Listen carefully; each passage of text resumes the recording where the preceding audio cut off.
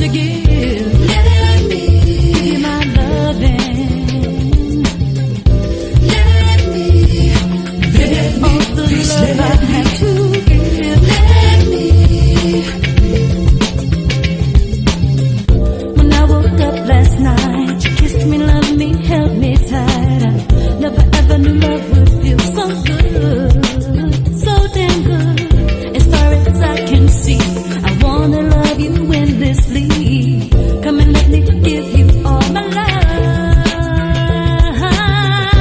Let me give you all the love I have to give. Let me give you my loving.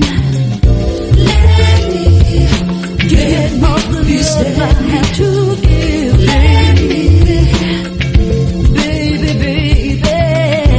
Let me give you all the love I have to give. Let me give you my loving, loving, love. Let me, please let me, oh, baby. Let me love you, let me please you. Troubled times, let me lead you. Let me live, let us soar. Why you coming back? I guess it's time for more. Take it or leave it, you just gotta believe it. Don't need any real reason. Shut up, time for some pleasing. Me and you, a day or an interview, we seem to add up. Love seems so bulletproof. You know I miss you. What you trying to get into? Sometimes love is so careless, probably nothing to mess with. Man, shawty, you got it on, shawty. Forget phone calls, talk about it, about it, yeah. Give you all the love I have to give, baby, baby, baby. Yeah, give you all the love I have to give. Give you my loving, loving, love. Let me, please let me, oh, baby. I wanna love you, baby. I wanna touch you, baby. I wanna feel you, baby. I wanna squeeze you, baby. Let me please you, baby. Yeah. And we out.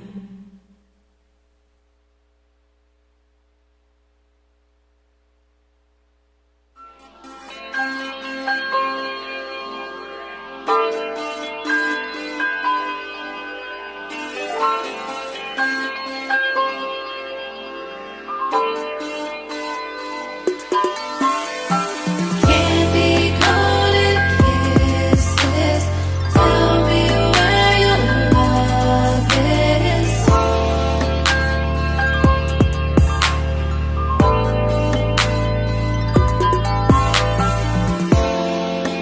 Tell me why I still love you when what we had is over now.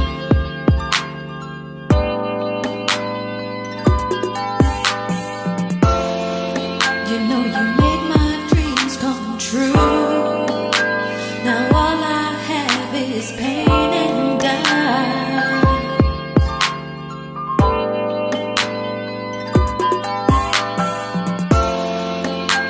You're spinning in my head, and all I do is dream about those kisses. Candy coated kisses, tell me where your love is. Alright.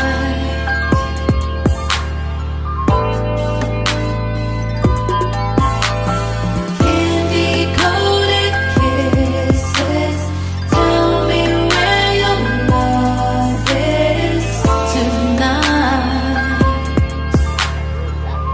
Hello, hello. Hey, you're on the line with Cheryl. Who's this? This is Carol Walker. Hi, how are you? Good, how are you? Good. Are you calling in to listen to the radio Yes. show? Okay, so you have to actually do it online. This is the live hotline. So just go Okay. to voxwave.com. I got you. Thank you. Sure. Bye-bye. Right. Why do I always put wave with an E on the end? Okay, and that's the world. Memories.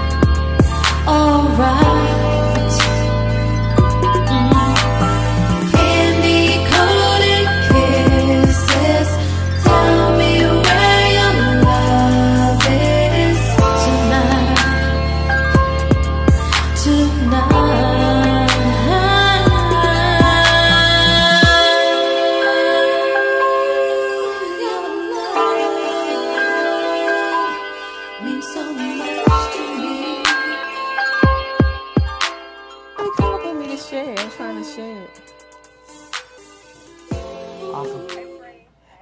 All delay. Hey everybody, welcome to Impact the World Radio. I am your host, Cheryl Wood, and I'm super excited to be back here for another Wednesday with some phenomenal women in our community who are doing things big and who are using their unique fingerprint to touch the world in a way that otherwise it would never be touched. If you guys know, if you're here weekly, those of you who are following us, hey guys on Facebook Live, Sonia Keeve, welcome. Hey, Kimberly is all the way from Hawaii. She's tuned in from Hawaii. How about that? Welcome. Darlene Turner, welcome. Thank you so much for being with us. Please share this out because we're going to have a really dynamic show today, and we want to make sure that we reach and impact as many lives as we possibly can. Every Wednesday we're here, 12 p.m. to 2 p.m. with amazing women and men, but primarily, y'all know my focus is on really spotlighting women who are walking in their greatness, and today is no different. So I am going to jump in, and I'm actually going to introduce our first guest, Miss Ladrine Peterson. Say hi, y'all. Hey, Facebook. Hi, Makiba is on the line. How are you? Cornelia, Amina, thank you guys for tuning in. Please share this out. So Ladrine, let me tell you a little bit about her, and we're going to jump right into our conversation because we got such good, juicy stuff, and we want to make sure we leverage our time with her because otherwise, you got to write her a check. So you got to come, you got to listen to the show so you can get it, a little complimentary taste of it, of what she can do in her expertise. All right, so Ladrine is the CEO of Delivering on Ideas and Thoughts, which you guys hear me say all the time. She calls it do it. You see her shirt, do it, all right? Which I love. This is like turning dreamers into doers. And she's actually one of our platinum partners of the show as well. So that's why you're probably used to hearing her name because we talk about her every week because we're so honored to have her supporting us. So as the president, as the CEO of Delivering on Ideas and Thoughts, she serves as a career strategist and is extremely passionate about helping others optimize ideas and achieve their personal and professional goals. She is an HR guru and has been in the industry for 27 years. Girl, you're looking good. Thank 27 years and has a wealth of experience. Thank you. in career progression and organizational development. She is highly sought after for resume writing, interview preparation, career changes, and unbiased coaching on workplace matters. You guys need to share this with somebody. Hello, Cherie Good. Welcome. Hi, Martisha. Hi, Michelle. Hi, Reese. Thanks for being here. Please share this out. So again, for those of you who know individuals who are looking for these services, that's why you got to tune in because you never know when the thing that you need is going to be shared on this show. So again, let me repeat that. Resume writing, interview preparation, career changes, and unbiased coaching on workplace matters. She has a proven record in assertively managing people and projects to achieve groundbreaking success in the U.S. and across the globe. She holds check this out, her dual master's degrees. What? Like we got a real educated sister up in the house. Her dual master's degrees consisting of an MBA and a master's of science in management with an emphasis in human resources management. Do we have somebody on the line already? Hey, this is Cheryl. Who's calling us? This is Tiffany. I just joined in. Hey, Tiffany. So you are in on our hotline, which is our live line. So if you want to just check out the show, you go to www.voxwave.com, VOXWAV.com. Or did you want to say something specific to Ladrine? No. Sorry. You said go on. I'm sorry. Yeah, so VoxWave, VOXWAV.com. And that's for all of you guys who are tuned in as well. On Facebook, share it out. VOXWAV is where you can watch the show live. Thank you so much for calling in, though. We appreciate it. Thank you. All right, so let's start the conversation, sister. First of all, this HR guru with 27 years, you don't even look old enough to have 27 years of experience. You look amazing. Thank you. But tell us how you got started in this whole space of HR, human resources. Yeah. So actually, it started from high school. So pretty much in high school, I was in the honors program, and we were assigned to take a class to talk about our future and our career. Mm-hmm. I wanted to be a teacher all of my life, from a little kid up. In this class, we were able to look at the salaries. So I was like, this is not going to work for me. Right. So imagine me in the 11th grade. All of my life, I wanted to be a teacher. But in the 11th grade, I had to redecide and determine what I wanted to do. Right. So in that aspect, I didn't want to spend a lot of money and go away to college. I was supposed to go to North Carolina A&T. So I was like, we're not about to do this with mommy's money. Right. So I enrolled in Prince George's Community College. And there I got an internship with the Food and Drug Administration. And they landed me in the HR department. Wow. And it was on from there. They set me behind the desk. Back then, we didn't have computers. We had like big stacks of papers. And I was the one that was responsible for getting the report that showed everyone's salary. Wow. So I was looking like, wait, how much do they make? Then I started putting the people with the names. I will watch people and watch them operate in various meetings. And when I started looking at the high dollar amounts, I was like, I can do this. I was like, I really can do this. So being at the lower grade, I was a GS 2. It starts from a 1, but you have to be in high school from that. I started taking home manuals, HR manuals, so that I can learn the entire foundation from the bottom up. So it wasn't good enough for me just to know my everyday job. I wanted to know the background of it, how it functioned, how they came up with policies, how the policies related. And from there, it was just like magical. Right. I got my promotion every year. I learned the entire background, all the fundamentals of HR. And I was like, wait a minute. It's not as complex as people say that it is. And then having an understanding, and then they would send me out and have me to discuss with the public. Because HR has a reputation of being mean, but I'm passionate now. I was passionate that way about HR. So I would get on the phone and walk people through the process with that. And then moving forward, my managers started placing me in the boardroom. So I would be the young little one, always. You can say it. You can say it on the show. Always the little Southeast one. I always maintained who I was, but they still found me good enough to send me in the boardroom. And then in the boardroom, they would watch my facial expressions, because if something was said wrong, I would know. And I wasn't afraid to challenge them because I read the manuals. I read the manuals. So it really had soared me into different type of environments, on different type of projects. If something came up, they were like, get Ladrina to do it. Right. Get Ladrina to do it. And I didn't mind. A lot of people that you run into would say, oh, I'm not doing that. That's above my pay grade. Shh. I was a GS2 trying to operate at a GS14 and a GS15 because I was operating where I wanted to be, not where I was. Look, where I wanted stop to right be. there, because she just dropping all kind of nuggets. I'm taking notes. I know on Facebook Live they're like, "Yes, hello, my do it princess." Everybody excited. Hey, Aaliyah, how are you? Hi, Madeline Randall, all the way from Los Angeles, California. Thank you for being with us. We have a bunch of folks, but look. There's so many things that you said that just resonate. You know, we get together, we just like, the energy be flowing. First of all, you have such a good energy, and that's what I love about you. I think that is a big part of your growth and your development. Your energy is everything. You guys hear me say it all the time. How you enter the room, how you function, it's everything. And it will magnetize to you what you want, or it will repel from you the things that you say that you want. So energy is huge. And I love a couple things you said. Number one, you were an observer. Yes. Because you said I sit and I looked and I observe all the people and where they are at GS whatever. What does it go up to? GS what? GS 15. So I'm looking at these top people in the GS positions, and I'm observing their roles and what they're doing. And I'm realizing, you know what? I have that potential. So observing, being an observer, and realizing that you have the potential, giving yourself credit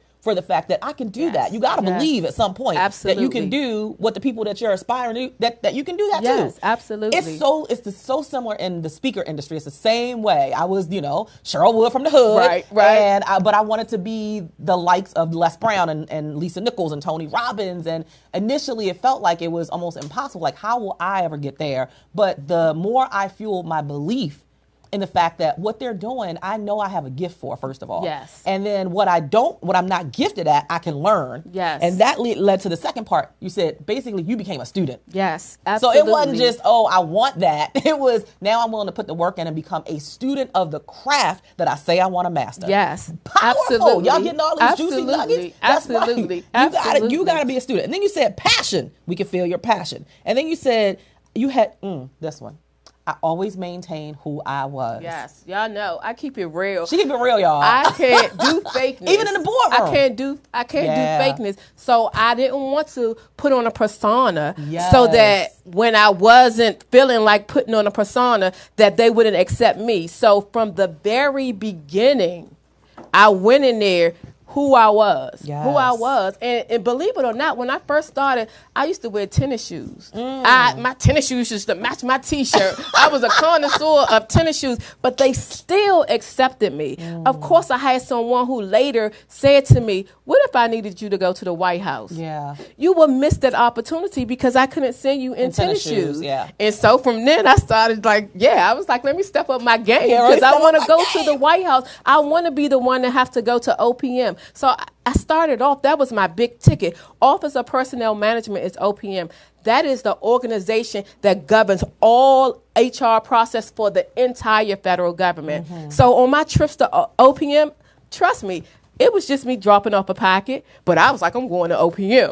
I'm going to OPM. I would go in OPM and look around at OPM and was like, this is where they make the policies. Yeah. I'm going to be making policies. So we can move fast forward. And I mean, it was just so many amazing things that I learned from HR. And I was like, people need to know this because I'm about to manage my career. In doing so, I understood how you can skip a grade. I understood how there were special programs that you could get into that help you not have to compete every year. I learned so much from that. And I was like, you know what?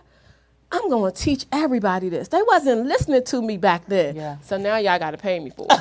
But you better say it. Now you got to stroke the check, swipe the credit card. It's an investment in you. That's but right. I just, everything you said, again, I love one of the big things is challenging the norm. Like you have to be willing to, number one, be authentic, first of all. Yes, you talked about that. You just being you. And I found that's been literally the thing that has catapulted me to where I am is going into every space, every room, no matter who's in the room, and always just being Cheryl. Absolutely. And Cheryl as a speaker is, I'm very dramatic. I do a lot of gestures, right? It's just, that's my energy.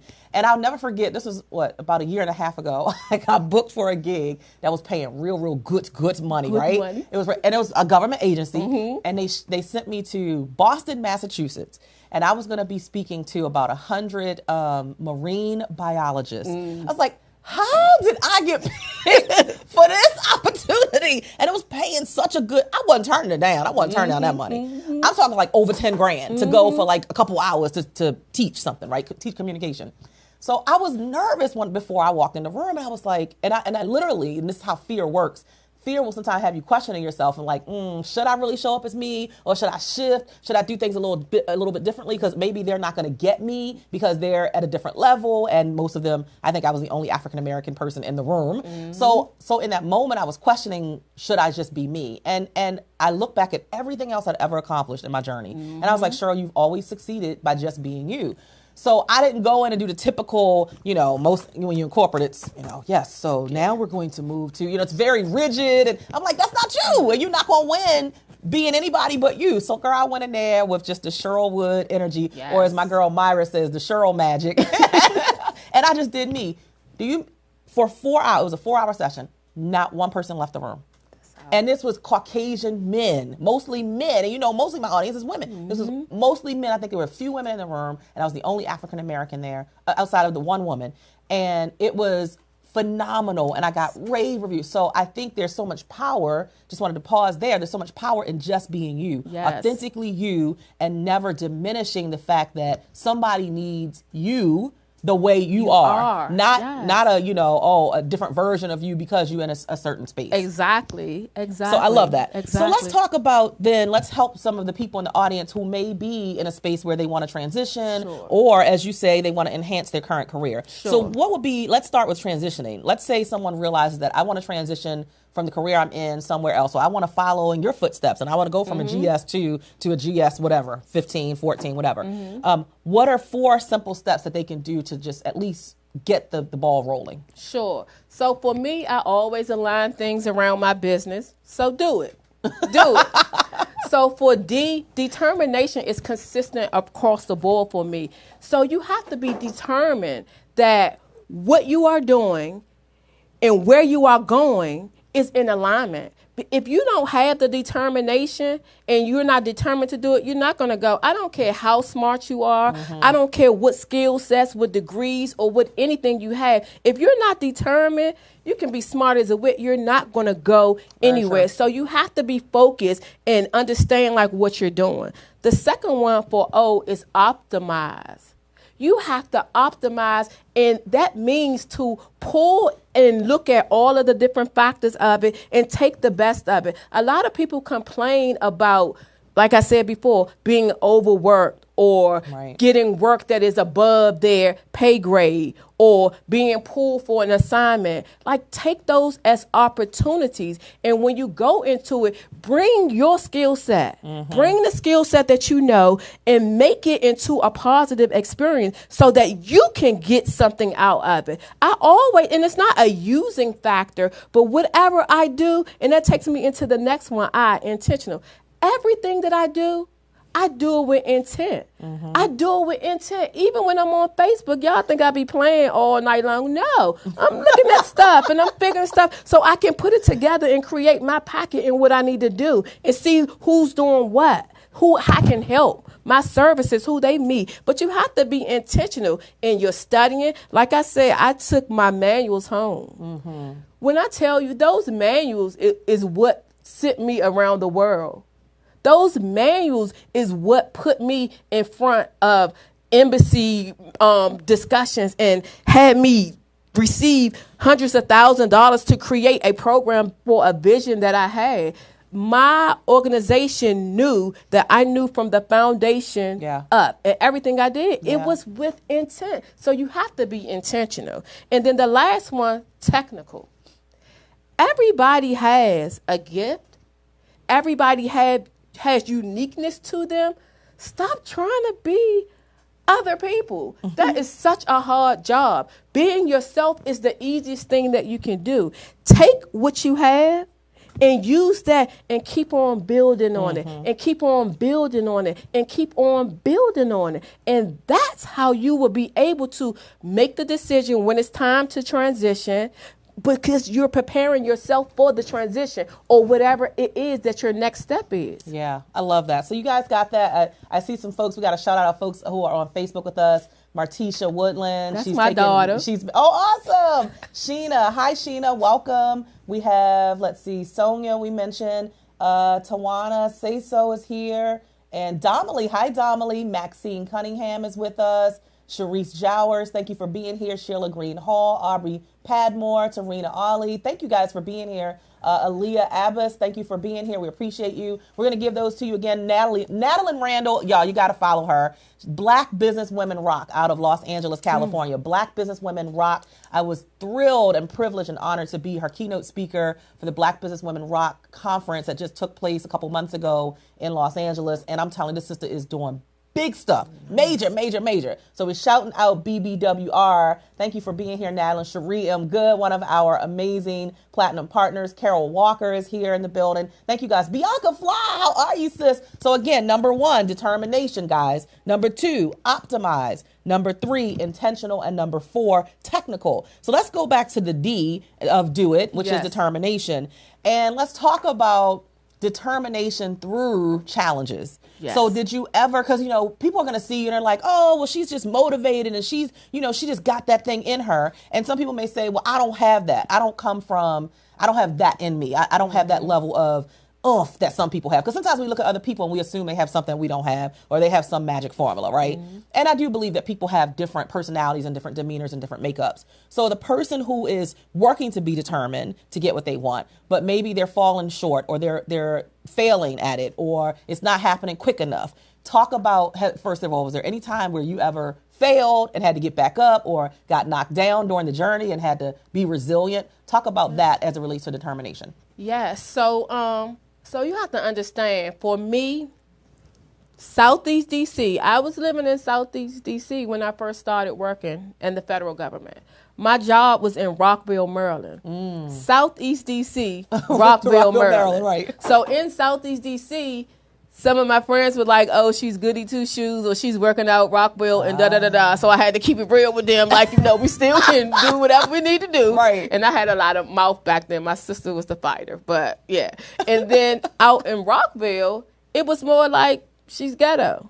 Yeah. She's ghetto. Because remember, I was going to keep it real. I was going to maintain myself of who I was no matter what. So that was like a struggle. That was like a serious struggle. But the thing that kept me, so I'm a Christian. And y'all know I'm a Christian girl. So praying before I entered the building, praying before I entered my office, that's what kept me. Because I ran into so many instances, being the youngest one, the only African American, and they were wondering, how did this little one get to go in the boardroom? Yep. How did she, look how she, and all of that. But you know what? I let it roll off of me. I let it roll off of me, which was the only way that I would have been able to survive. Because I'm a Southeast girl. No fight. That's what I know. So I was like, I will not be losing my good government job. Right. Over no craziness. And again, God placed that list with those salaries in front of me. So I was like, you know what? I'm a GS2 now, but I'm going to be a GS15. And then on the train, those manuals, it told me how to get to my steps and how to move around and what I needed to do. So it was so many things that came my way. One in particular, and I'll never forget this, and I'm trying not to get emotional. Y'all don't see me cry, but I know, girl. I need a tear. it was a serious case of racial discrimination. You got to put that back on you so we can hear you. It was a serious. I came all out my mic, y'all. Like whatever. The other way. Let's see. So, this good? I can't hear. Okay. Okay. Let's make it right. There we go. So yeah. So it was a case of racial discrimination, and I couldn't understand why this lady who was responsible for training me in areas outside of HR, why she had an issue with me. And I kept trying. I'm like, I'm Ladrine. I'm the little smart one that they be talking about. She wasn't letting me have it. She was just saying, this is too hard. And I was like, she don't know me. Anyway, long story short, I used to go to work and feel like I have to make something else around this. So you know what? I created my own work. I kid you not. I created my own work, and it involved me learning everything that connects with HR. So through my tears, sitting at my desk, my tears was holding back so I wouldn't. Right. We understand. It was those type of tears, but through my tears, I found a positive way to utilize it. And when I tell you that not only did that help me in terms of HR, so if you can imagine HR in the middle, because it's a whole administrative arena, but it was timekeeping, travel. I didn't know anything about that stuff, but in my time of tears, I started pulling out those manuals. And then guess what? I became like the master of all of this, because when budget is sitting arguing with HR, I knew how everything worked. Yeah. So I could sit there and unbiasedly explain to them how it works together. And when I tell you, dealing with that and finding my way through that racism, which was really, really, really bad. Even when I reported it, nothing was done. Yeah. It was really bad, but fighting my way through it and not figuring out a way to go about it from a negative aspect, I was like, God, look at you. Right. And it really, that's when my career skyrocketed, because they were like, not only does she know HR, but she knows all of these things. So the strategic, analytical piece of me became just so marketable. Yeah. And I was And what I hear in unstoppable. that story is intention, a lot of focus and a lot of intention. Yeah. To say, I'm in a bad situation, and sometimes you're going to find yourself, look, life is life. Yeah. And everything ain't going to just be peaches and cream as you go through your journey, whether it's a career or whether it's a business. You're going to meet some challenging situations. Yeah. And are you intentional enough to see the end result beyond what you're currently going through and currently experiencing? I share this with you guys often, that even through going through my course of becoming an entrepreneur, and now, Cheryl Wood, the international speaker, that I went through, those times where all I could do was just ball up in a corner and cry and pray, because I didn't know how how in the world we were going to make things better. My husband and I, we, for a while hit financial rock bottom. And I was just like, okay, God, you told me I'm supposed to be doing this. I know I have a gift of speaking into people's lives in a positive way and helping transform their lives. But why am I going through this? Like, I mean, we were so broke, busted, and disgusted. And the reality was I could have easily said I was going to go back to what I already knew. Yeah. I knew how to work a job. Yeah. Like, I knew how to do that. I had done that for 15 years. Now I was trying to place all bets on me to do something new, to do something different, and to interrupt my norm. So sometimes you have to be willing to stick with it and be intentional about the end result so that you get through the mess. So in that space, we stopped eating out all the time. We learned how to save money that way. We started doing movie night at home. It wasn't no going to the movie theater and spending $100 for a family of 5. So in the process of, because some of you are in your process, whether it's through a career or through a business, sometimes you're in the process and man, you can feel like you have just gotten gut punched by life. Yeah. And you're like, how am I going to make it through this to get to the end result? And Ladrine is giving you some of those strategies. One of the things I heard her say very loud and clear was prayer. Yes. Number 2 was being intentional and strategic about what you do as you're going through that season. And then also talk about the power of self-talk, because I'm big on internal dialogue and what you tell yourself, because everything you tell yourself consistently, your subconscious mind eventually believes it. Absolutely. So if you're telling yourself negative, I can't do this, this lady gonna make me go off on her, right? Whatever it is, I can't maintain my cool, the southeast in me about to come out. If you're telling yourself that negative, toxic words, then that's what's you're going to produce. But I believe that if you tell yourself positive and you keep reaffirming it, I got this, I have what it takes, I can handle this situation, I can make it through this until I get to my next season. Your subconscious mind eventually believes that and your action starts to align with the belief. Yeah. So talk about, were there any affirmations or things that where you would have conversation with yourself to get through that challenging season? So it pretty much was the Bible, the 91 Psalms. 91 Psalms, and as kids, my mom prayed every night, 7 p.m. with my sister and I, and that was our prayer of protection. And so walking into the building, walking into the offices, I prayed. That was the only thing that I knew what to do. And I saw a shift. I saw a shift, and it was an entire shift of what they are doing or what the people that I'm reporting are not doing. They have issues among themselves. And to make a long story short, the reason why the lady had a problem, her daughter, who was Caucasian, had an African-American baby father. And the baby father wasn't taking care of the child. What did that have to do with me? So when I found that out, I was just like, wow. But when you are obedient and you know that God is going to make a way, because it always ends okay. What happened was the lady ended up getting sick. She had to go out for surgery for 10 weeks. Wow. Someone else had to come in and to help.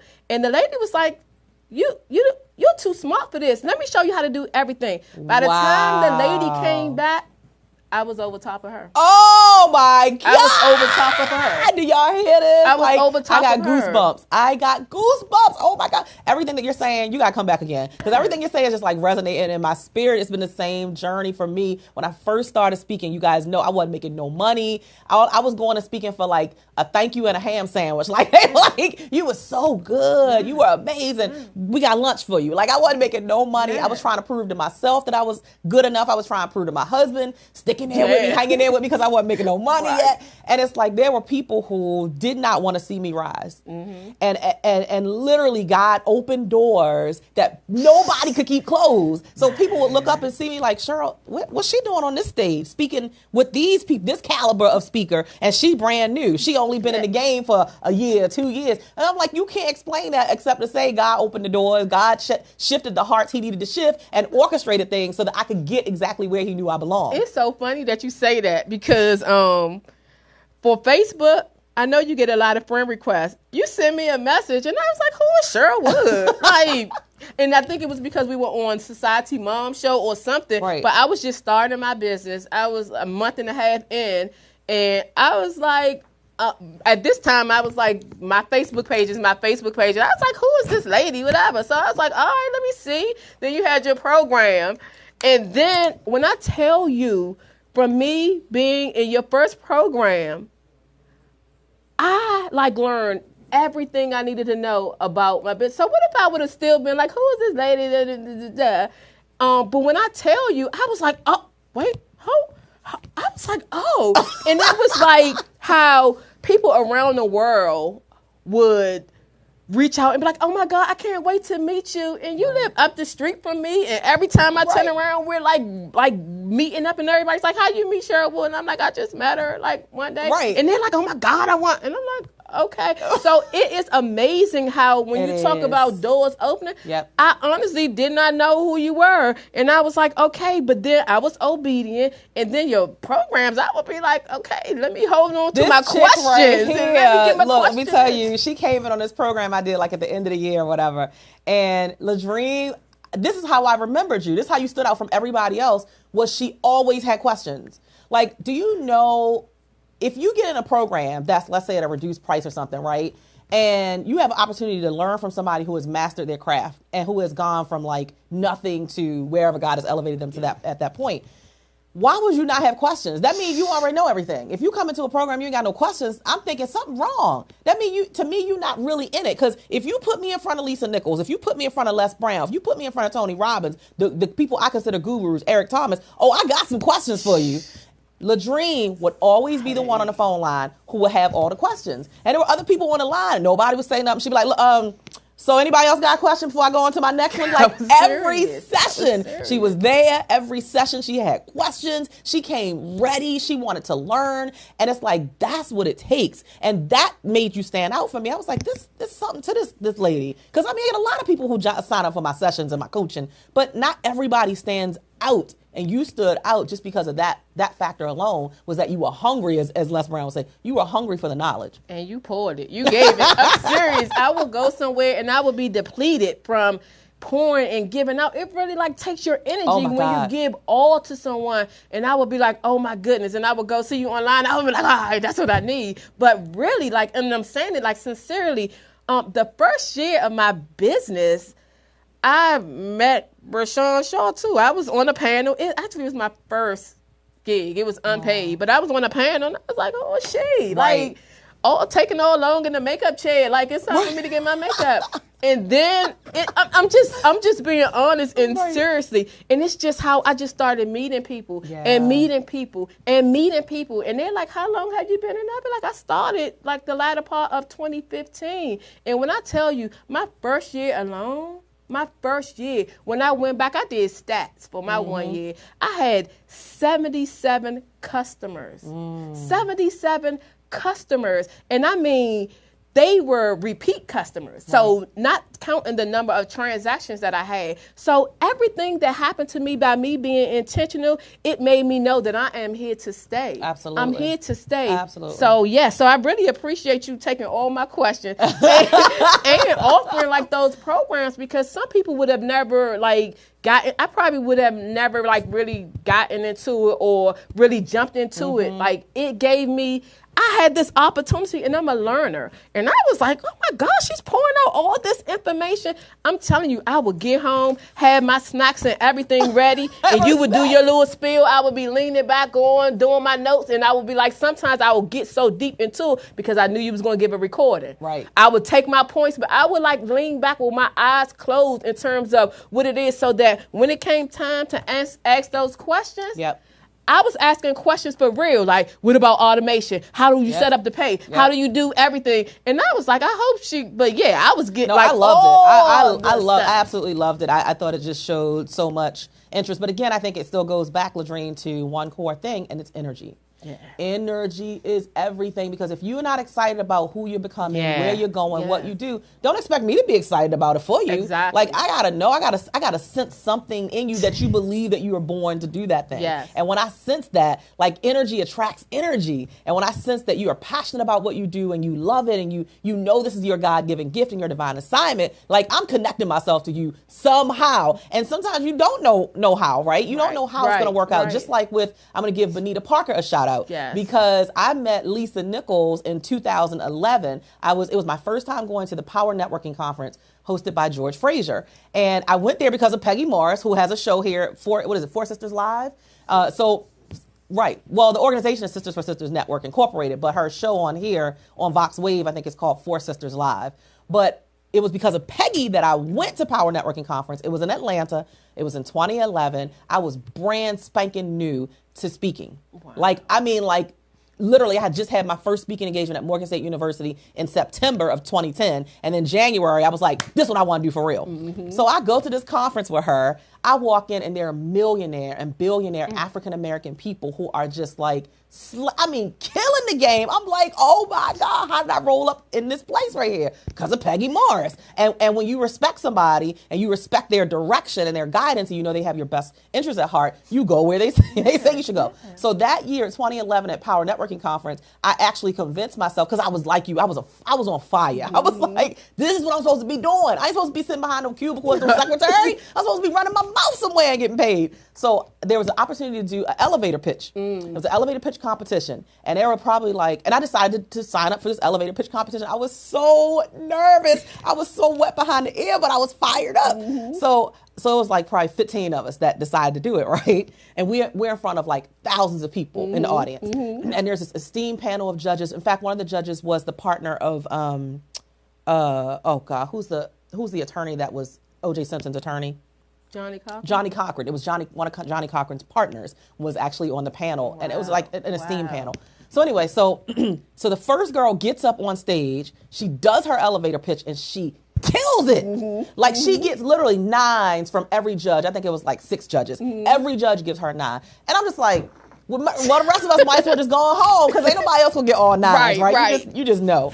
And again, fear was there. Like, Cheryl, you just starting. Who are you? They don't know you. And she knew stats. She was like you. She was a numbers girl. And she had been trained by the girl who won the competition the year before. I was like, man, we might as well just go home. Why the rest of us sitting here? So anyway, so we go down the line. And finally comes my turn. And I'm like, Cheryl, don't get up here and try to be her. Like, you gotta just be like you always talk about. Just show up as you. I'm just showing up as me. Don't try to give no stats. Because you don't know what you're talking about. Somebody gonna call you on them stats that you making up. Don't make up no stats. Just be you and show your passion. So I got up there. I was just passionate, energetic, dramatic Cheryl. And I end up winning that darn competition in 2011. And I could not believe it. When I say I could have just bawled crying. But at that conference, I met Lisa Nichols for the first time. This is somebody I had watched on social media, watched on videos for years, right? And I'm like, oh my God, I get to meet her. And this is the type of conference, Power Networking Conference, and it's here now in Prince George's County. So it's here, the dates are July 5th through the 8th, I think it is 5th through the 8th at the Gaylord. So you want to make sure you check that out, powernetworkingconference.com. All the bigwig speakers and people who are just soaring in their industry and blazing trails, they're there. You got to be in the space. It's the premier conference for African Americans who want to take their businesses to the next level. But anyway, so Lisa Nichols there, and she didn't just leave. Like, she stayed the whole conference. You know how sometimes you go to conferences, you hear the speaker, and then they gone. You like, dang. No, she stayed. She even opened up her suite so you could come to her room and still talk to her. And I was just like, oh my God. And I was so broke. I had used my last little bit of money to get my flight there and to buy my ticket to the conference. So I was hoping, I was like, Lord, it's like in prayer, please let them feed us at this conference because I ain't got no money to eat. Like, that's how broke I was. So I'm up in Lisa Nichols' room and I am listening and asking questions and other people asking questions. And eventually after I asked my question, she said, well, I would recommend that you get my 6-part CD set, whatever it was the name of it was. I forget what the name of it was. And she's like, it's $97. Can you afford the $97? Oh my God, I was so embarrassed. I was so embarrassed. The room was packed. And here I am on stage talking this good stuff, which I'm still brand new. And she asked me, can I afford it? And I was like, no, I ain't even had $97. She gifted the CD set to me, right? Signed it, autographed it. I still have that set to this day. Fast forward, was it last year or the year before last? We're in 2018, so it was 2016, the end of 2016. Bonita Parker, a fellow entrepreneur, businesswoman, she hosts an event. Oh, yeah, right. Yes, I was in her book. Y'all, let Bonita Parker know we talking about her, shouting it out. Literally, Bonita Parker hosted an event, a conference at the Gaylord, and she invited me to be one of the keynote speakers side by side with Lisa Nichols.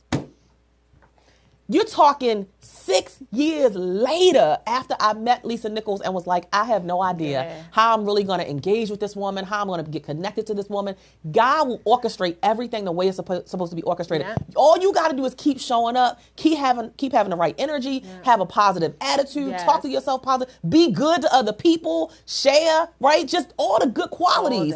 And it may not come in your time, but it will come in due time. Absolutely. And so when I got to share the stage with her at the National Harbor, I was there. It was the whole thing, right? Wait a minute, right? It was unbelievable. First of all, when I first walked in the door, I said, Lisa Nichols. She didn't know me from 2011. I was like, my name is Cheryl Wood.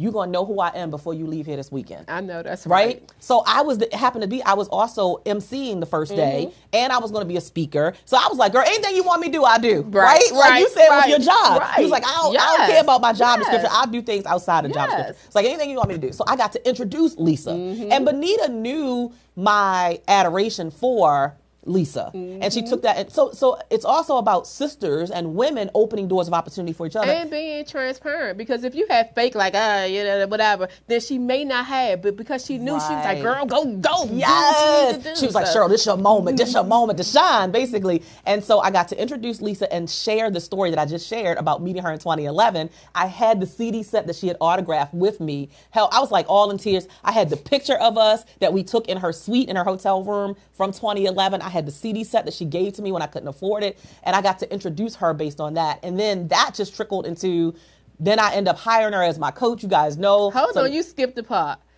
Oh. Like the presentation, I can tell your story. Yeah, my dad, we used to go out. I could tell your story. But this time, the story, it was like the first, as if it was the first time that I heard it, like your passion, your energy. I remember like, who is this? Right. It was like, so she was not, Lisa Nichols was not supposed to be in the room when I spoke. So she spoke on Saturday. I was speaking on Sunday.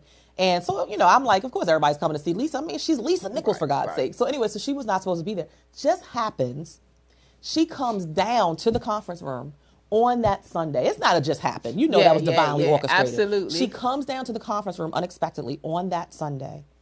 And I'm like, oh my God. She gonna stay? Is she gonna stay? Like, this is what I'm saying to myself. Is she gonna stay? Is she gonna stay? Please, oh my God, I cannot give my speech in front of Lisa Nichols. Like, I ain't ready. I wasn't ready. She sits down and sits at the table. So now I know that the person who I am aspiring to model my journey is going to sit in the room for my entire 45-minute speech. Yep. And all you can think is, oh my God, am I going to do everything right? Am I going to forget what I'm supposed to say?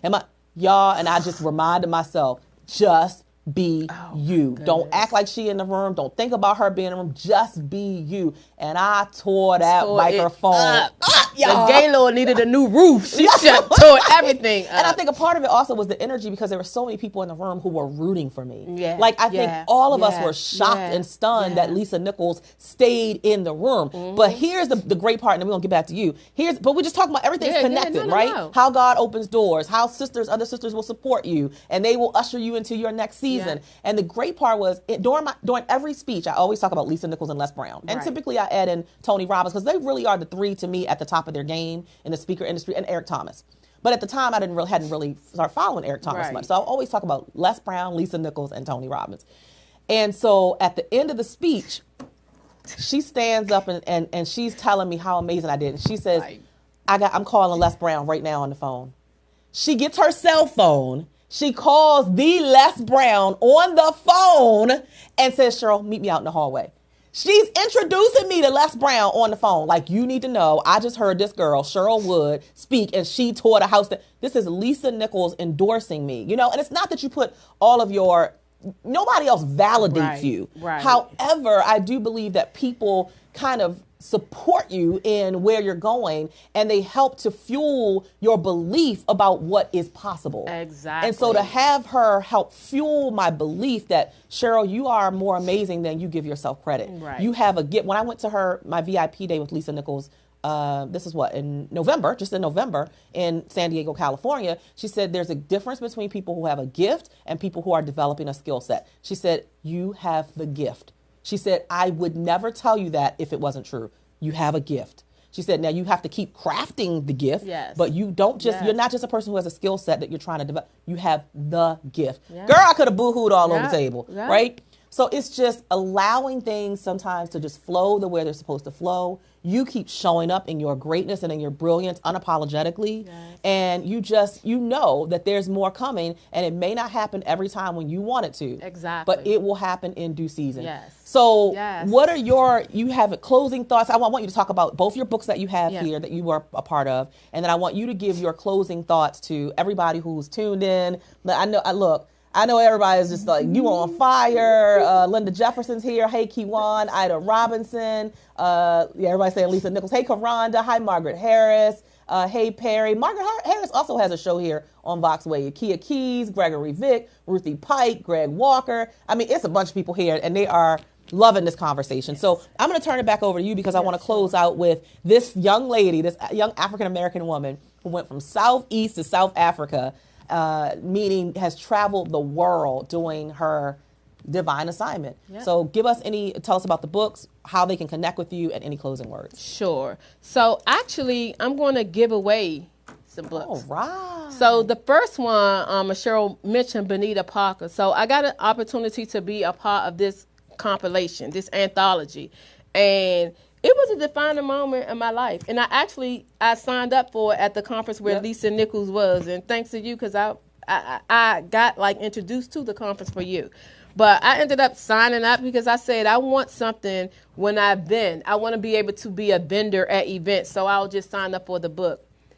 It ended up being a pivotal moment of my life. I talk about unforgiveness in here, and it talks about it journeys the relationship with my father, where once I got to the point of being able to forgive, it removed so many things, and I understood why I was so mean. Y'all used to be so mean. I understood why it wasn't me. I had a wall. No one was going to be able to hurt me or to not live up to my standards or what have you. It was but you have to read the book. But I'm going to give one of these books away, and I'll tell you how in a minute. Then this one. Woohoo! Women Inspiring Nations. Yes. Just when I said I'm not doing another anthology. Right. I was like, oh my God, did she just put this out? This book, I'm telling you all, I'm not just saying it because I'm in it, and I'm not just saying it because it's Cheryl. This book is changing lives, and it's going to continue to change lives. And I didn't tell you, but the day that it was due, we had just returned back from Martha's Vineyard with my friends and my girls. And I decided on the day that it was due that I was going to rewrite my story. I had another story written, but I said, you know what? This book is for other people. Right. This book is to let people know that they can make it, So I'll go again with do it, but I take you through my journey of Southeast to South Africa. Like all of the things that went on in Southeast and all of the things that I could have got connected with just because that was the way of going. God, I know that God shielded me. People always be like, you don't smoke, you don't drink. No, I don't smoke because I had asthma as a kid. I would have died if I would have smoked. And I don't drink. My taste buds and everything is all messed up in terms of food and everything. So no, I don't drink and I don't smoke. And in terms of that, it allowed me to stay woke from being a kid. So instead of paying attention to the news where they were like, you're not going to amount to anything. Yeah. Oh, this is what's going on. This is that and that. And bullying, I have probably, anyway. But bullying, I didn't have a problem with bullying. I didn't have a problem with bullying. My sister's shorter than me, but my sister was like a fighter. But anyway. But as I began to think about how can I really get people to understand that you see my life, you see me on Facebook, and I try to be very transparent in everything that goes on. The reason why you don't really see the negativity is that I always turn it into a positive. I go through a lot of stuff, but it doesn't sit in my head. That's not what keeps me up at night. I'm up coming up with ideas and being creative. But when you have faith and you're grounded in God, there are things that will happen to the next person right beside me. I kid you not. I had an incident with a job career right next to me, my cousin was going through the exact same thing. I remember sitting in the car, I'm going through that, I'm going through that, I'm going through that, I'm going through that.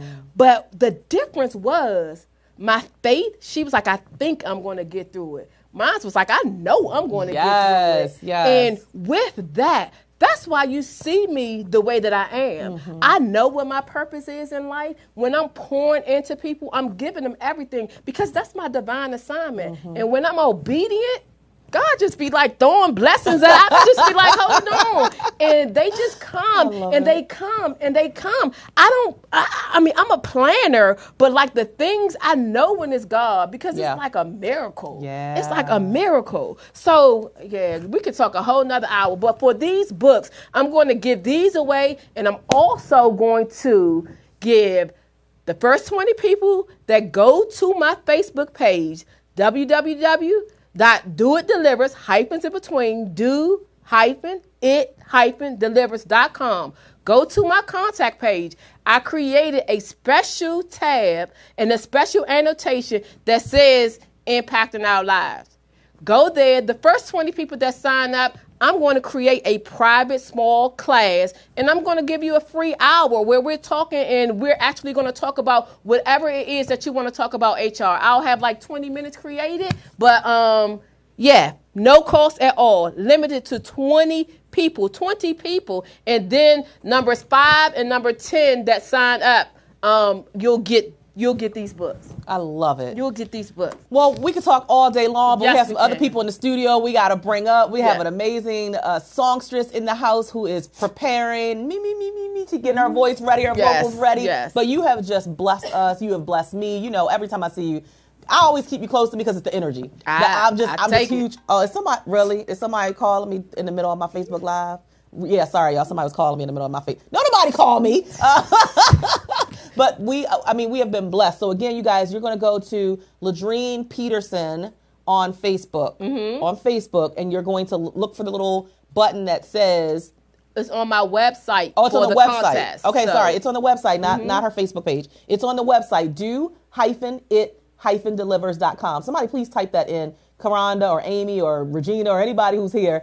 Do-it-delivers.com. Then there's going to be a button that you're going to click that's going to say impacting the world or something like that. Yes, go to the contact page. You'll see it. The contact page. I spelled it all out for Okay, you good. so that you will see it. So go to the contact page of her website and fill in your information. And if you're amongst that top 20, then you will get the free class, the complimentary intimate session with Ladrine, which you already know is going to be powerful because what you experienced today. And numbers 5 and number 10 who sign up are going to get the books. Somebody's going to get one book and somebody's going to get the other book. Yes. Thank you for blessing us. Thank Guys, you. This is the HR guru, career strategist, phenomenal trailblazer, just energizer bunny. I mean, there's so many names I could give you. I love what you're doing. Thank I you. love how you're showing up in the world. Keep doing it. Thank Just you. just do it. Hey, that's my motto. We're going to take a quick That's how 1 minute it break goes. and we will be right back with our amazing songstress, Miss Ro Norris. Girl, I just went to a major dealership and got ripped off on a luxury car.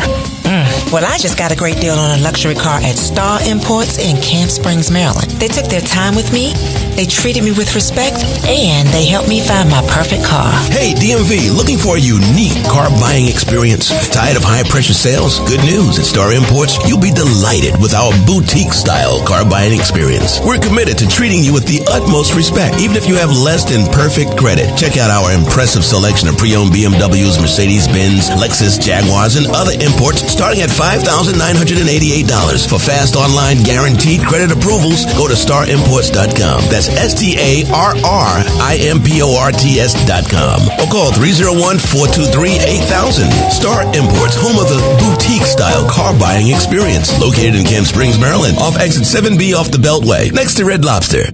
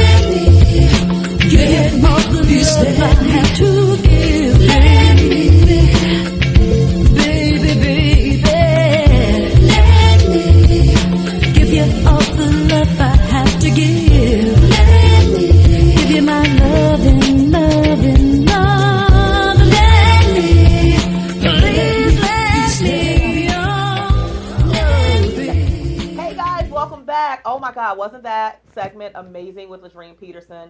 Phenomenal. I don't know about you, but I'm fired up. I know the folks on Facebook Live who are joining me are fired up. Guys, make sure you share this out because we have 3 more amazing guests who are in the studio live with us, and you do not want to miss what you have coming to you in just a few moments. So look, first thing I got to do is I got to shout out my sponsors of the show, Cherie M. Good, who is the founder of Total Harmony Enterprises and the 8th Annual Recharge Health, Wellness, and Fitness Expo. That's taking place on Saturday, April 14th from 10 to 3 at the Doubletree by Hilton in Pikesville.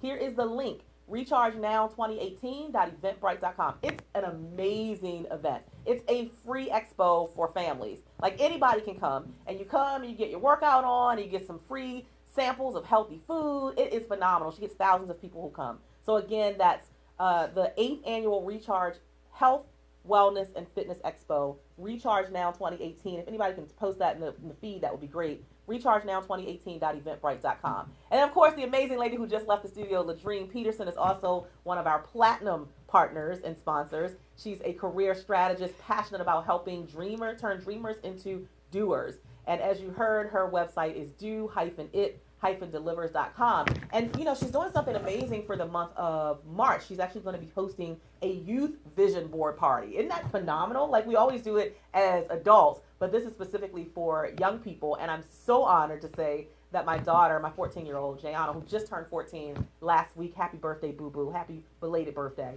that she is going to be one of the youth speakers there. So you guys know that she's authored 2 books. She's going to be there talking and speaking about writing her own books. And then last but not least, our gold sponsors, Amina McWhirter, founder of Love by the Handles, as well as Robin Rogers, who is a lifestyle and image expert who helps women to develop greater self-confidence and reflect that confidence through inner and outer image. She's actually having an amazing conference as well. It's not till September, but you can save the date and put it on your calendar now. September 8th, 2018 from 10 to 5. September 8th, 2018 from 10 a.m. to 5 p.m. at the Courtyard Marriott in Largo, Maryland. It is called the Whole Woman Blueprint 2018. And I'm telling you, the lineup of speakers, woo, you're going to have your soul fed. If you want to learn more about that, go to the wwb2018.eventbrite.com. The WWB, which just stands for Whole Woman Blueprint, 2018.eventbrite.com.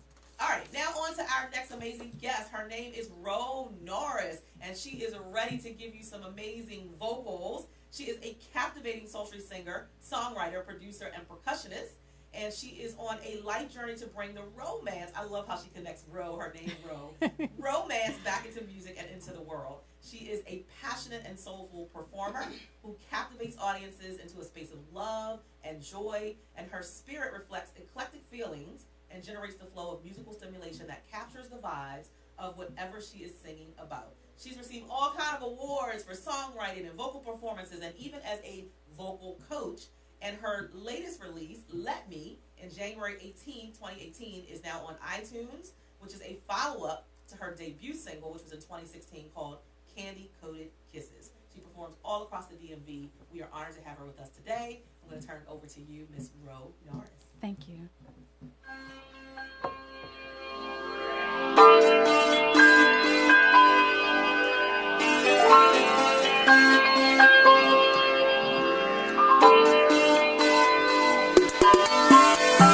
Candy coated kisses, tell me where your love is.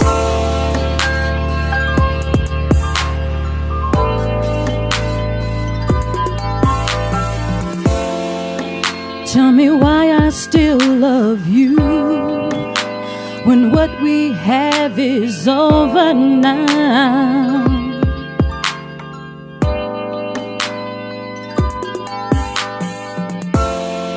You know you made my dreams come true. Now all I have is pain and doubt.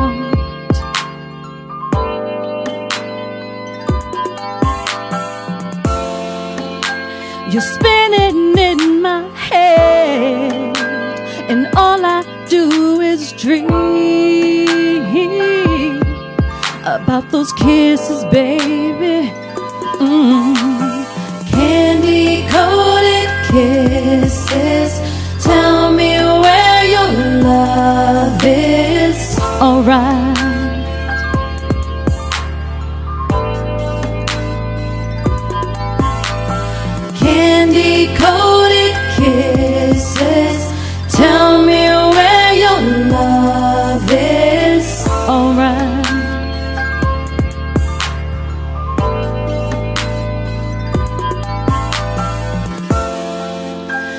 It's 3 a.m.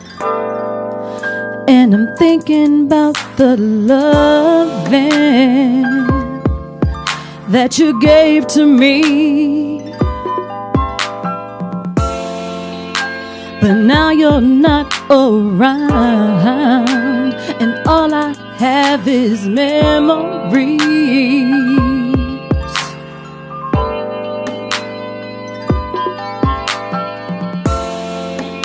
You're spinning in my head, and all I do is dream about those kisses, baby.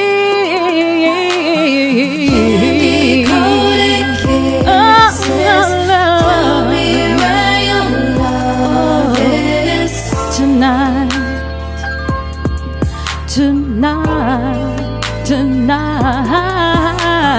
Candy-coated kisses. Oh, my love. Tell me where your love is. Alright.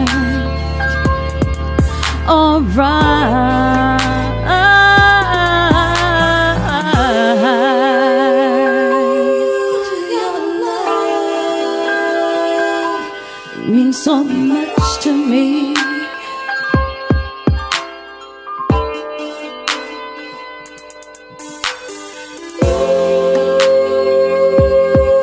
your love. It means so much to me.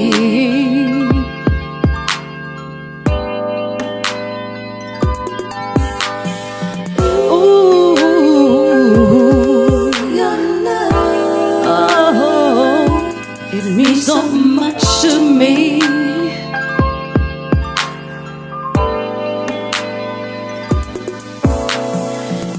Candy-coated kisses. Tell me where your love is tonight.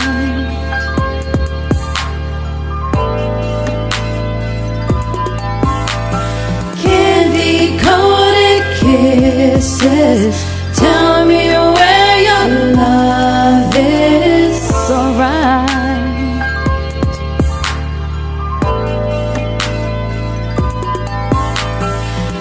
Candy-coated kisses.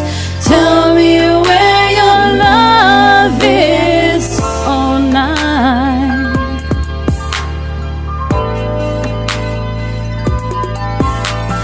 Candy-coated kisses. Tell me where your love is. I wanna know. I need to know. I wanna know.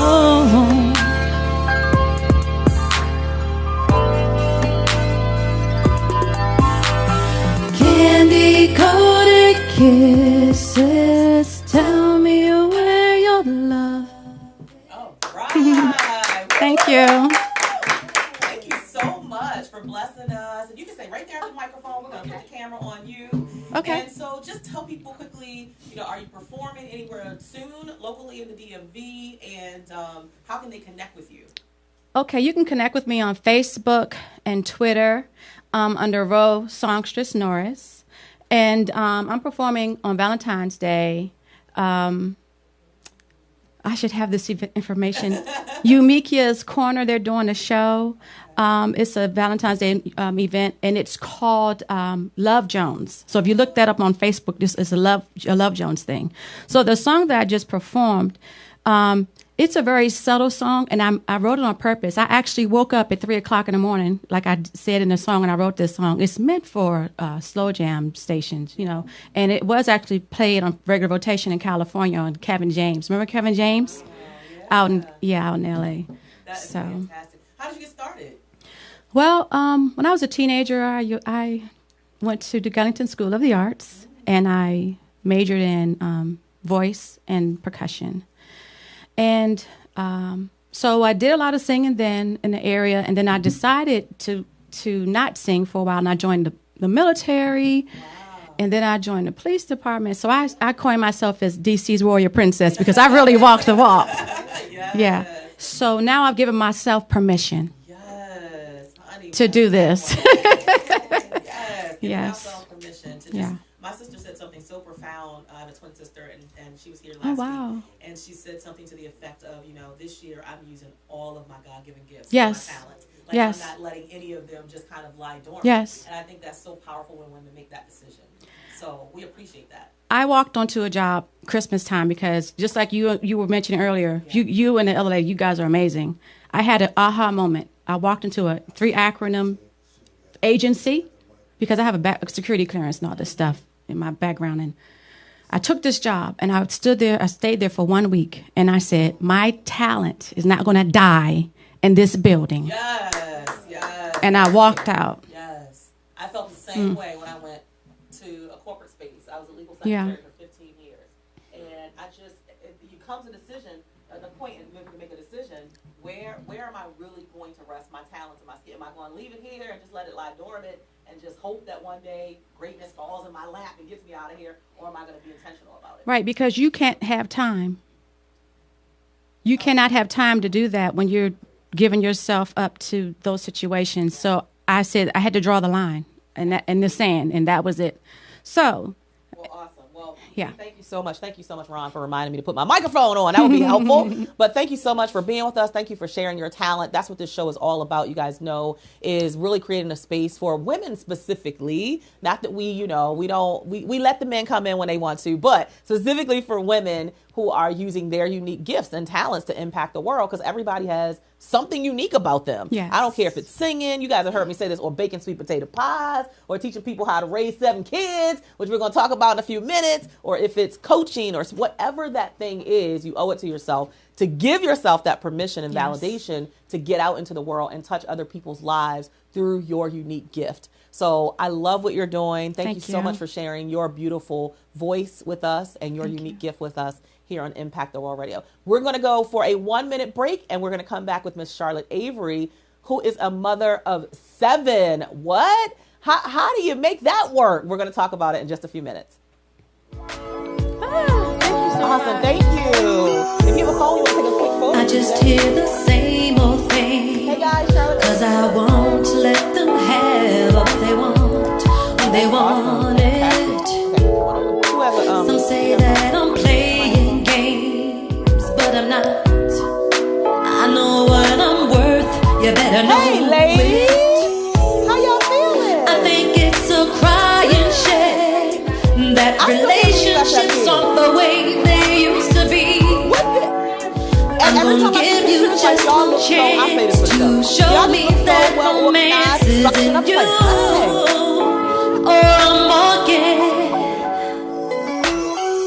It's all or nothing with me, boy. Likewise, thank you for coming. You better bring something. I appreciate you so much. Or you ain't getting nothing This from is me. your seat right here.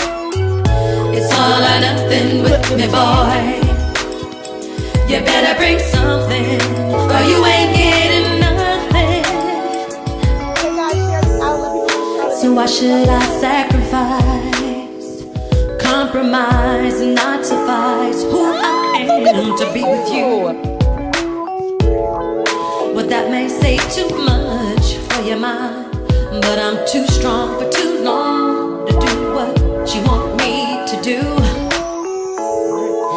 I think it's a crying shame that relationships aren't the way they used to be. I'm gonna give you just one chance to show me that romance is in you, or I'm walking. Yeah, it's all or nothing with me, boy. I love you. You know, we reconnected. You better bring something, or you ain't getting nothing from me. It's all or nothing with me, boy.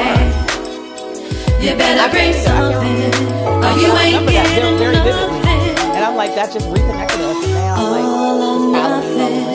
If you want something, take the time. And it's so great to connect. Make me feel special. Where you travel from? Baltimore. All or nothing. My sister is still in Baltimore County. Take this romance to the next level. All or nothing. If you want something, take the time to make me feel special. All or nothing.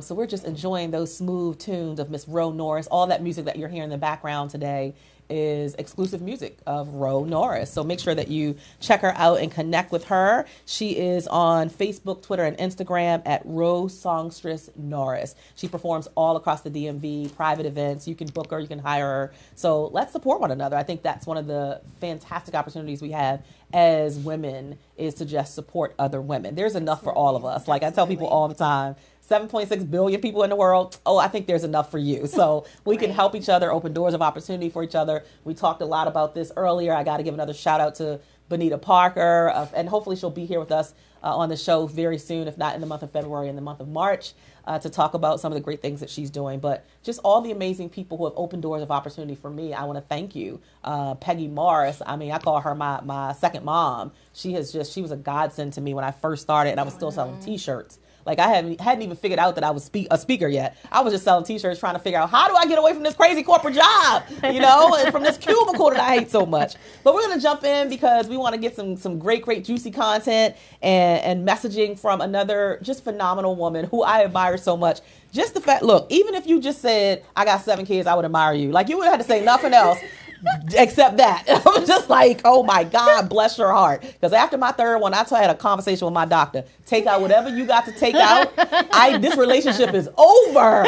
So for anybody who says they got 7 kids and they don't have no gray hair, just like a couple strands, but not many, that says a lot. But let me tell you a little bit more about this amazing woman. Her name is Charlotte Avery. Hey guys, thanks for being here on Facebook Live. Please share this out. Charlotte is an author, a speaker, a blogger. She's a magazine contributor and an entrepreneur. I love this part, who is fiercely committed to helping women go from overwhelmed to overjoyed in their roles as wives, moms, and in the marketplace. As the family strategist with a PhD in motherhood, you better say it, honey. Yeah. She draws upon her experiences as a wife and a mother of 7 and an owner of no pets. Yes, because who to needs give them? moms the tools they need to define for themselves what it means to have it all. Welcome to the show. Thank you for having You me. can say you're excited, but I'm excited to have you here. So, okay, I got to ask the most important question. Yes. Was having 7 kids a plan? Not necessarily. So my husband is an only child. And I have one other biological sibling. But, I actually wanted to have 4 kids because I didn't want an odd number of children. And then we ended up having 7 kids. And I was like, that's God's perfect number, so that's okay that we have a middle child. Right, be you all just make deep it all and spiritual, just come together. Right, exactly. Yeah, Spiritual. yeah. Now, so, are any of them twins or triplets? Or? No twins. My oldest is 14. He just turned 14 the day after Christmas. And my God, the day after Christmas? That's my birthday. Girl. I'm December 26th. So my youngest is 4. Wow. So give us the ages. 14. One's getting ready to be 13 next week. Wow. One just turned 11 yesterday. Wow. And then I have an 8-year-old, a 6-year-old, a 9-year-old, and a 4-year-old. OMG. I know, Bless right? your heart. Like I said, you get kudos, all kinds of kudos from me, just for that alone. Thank and the you. fact that you are sane. Yes. Today, I am. Today. So the reality is, I'm a mom of 3, and most times, my energy is such that I feel like I can keep things together in a very fast-paced environment. Like, I'm very used to that. But there are some times where my schedule, it gets the best of me. And it's just like between running for the business and nurturing my marriage and ripping and running for the kids. And they always got a project or a homework assignment or a birthday party or whatever is going on. Sometimes I can get to a space of overwhelm. So when you talk about teaching women how to go from overwhelmed to overjoyed, what are some of the just basic strategies that we can do to be able to create more joy and less overwhelm? So I am so serious about self-care. I am so serious. Some women are just so caught up in being wives and moms that they put themselves on the back burner. I don't do that. I just can't, because if I'm not happy, healthy, and whole for me, I'm not going to be happy, healthy, and whole for my family. And there have been times when I have not been happy, healthy, and whole for myself, which has caused straight up chaos and foolishness on the home front. Okay? And so I really do stress to women the importance of really taking care of yourself emotionally, physically. Go to the gym. If you don't go to the gym and you can't afford a gym membership, go for a walk. Yeah. Do something specifically for you. There are 24 hours in a day. There are 7 days in a week. There are a gazillion minutes in a year and all of that. And you have to be able to take at least 1 hour. If you take at least 1 hour to do something for you that has nothing to do with your husband, that has nothing to do with your children, but fulfills you as a woman, not as a wife, not as a mother, but as a woman. Women need to do that. We have to do that. I so agree. And I agree from firsthand experience. For a long time, I did not do that. I'm telling you, well, first of all, I had a history of endometriosis and fibroids.